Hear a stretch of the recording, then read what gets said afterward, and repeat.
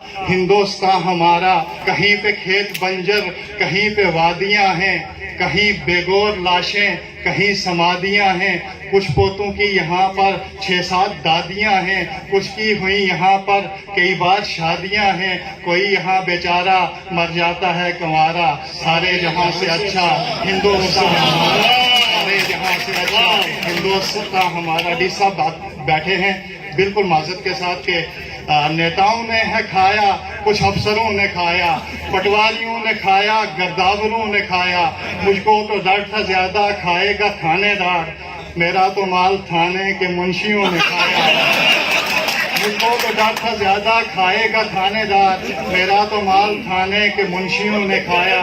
रिश्वत भी खा के मुझे रात भर है मारा। सारे जहां से अच्छा सारे जहां हिंदुस्तान हमारा।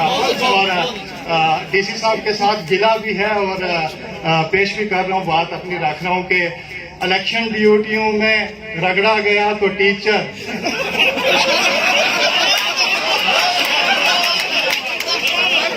इलेक्शन ड्यूटियों में रगड़ा गया तो टीचर, सेंसिस के काम के लिए पकड़ा गया तो टीचर। और क्या नौकरी है उसकी कि हसीनों का है गुरु भी, और जज्बात की जंजीरों में जकड़ा गया तो